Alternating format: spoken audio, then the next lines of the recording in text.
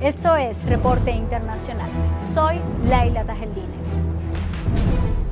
La Organización del Atlántico Norte, mejor conocida como la OTAN, no es solamente una organización de defensa. En su historia se ha convertido en una organización que incita a las guerras y hoy podemos afirmar que es la organización que ha disparado aún más el hambre y la miseria en el mundo. Ha sido la hazaña de la OTAN por su intento de seguirse expandiendo por el mundo la que ha causado esta crisis que padece la humanidad.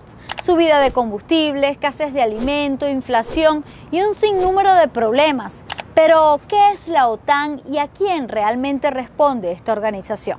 El Tratado del Atlántico Norte fue creado en 1949 con el objeto de hacer frente a la influencia de la Unión Soviética en Europa y ha sido muy hábil en ejecutar acciones violentas en varias partes del mundo. Pero todos escuchamos que la OTAN es una organización compuesta por 30 países miembros. Sin embargo, son 14 miembros quienes mantienen a esta organización. Bueno, eso tampoco es tan cierto, porque quien realmente mantiene esa organización es Estados Unidos, quien invierte en gasto de defensa de la OTAN casi el 70% del presupuesto de la organización, específicamente el 69.1%, seguido por el Reino Unido, quien apenas invierte el 6.2%, Alemania el 5.5% y Francia el 5% en gastos de defensa de la OTAN. Una diferencia abismal.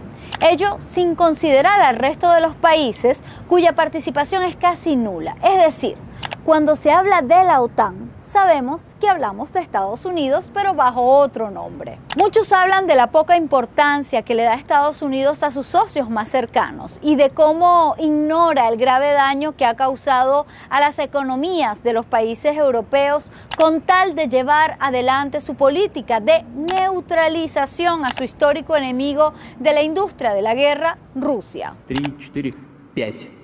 5 волн расширения. Так что в чем она нас не понимает?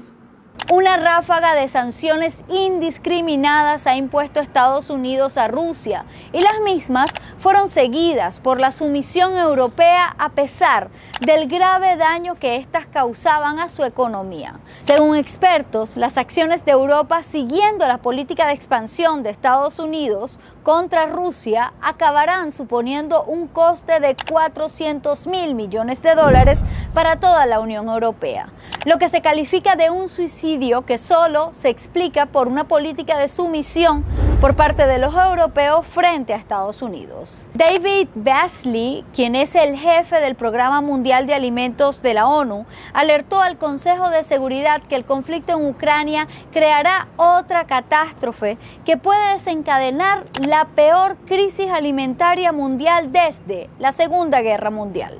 A pesar de ello, los dirigentes de la OTAN siguen su camino. Ahora sus miembros, es decir, Estados Unidos, pretende aprobar otro conjunto de medidas en la dirección de profundizar el conflicto armado, como la militarización de todas las fronteras que den hacia Rusia, mantener el envío de armas y mercenarios a Ucrania y continuar con la política de ampliación de la OTAN a otros países. Estados Unidos, apoyado de sus medios de represión de la opinión, se ha encargado de difundir que fue Putin el responsable de la situación económica que afecta al pueblo de Estados Unidos. ¿Pero qué piensa usted?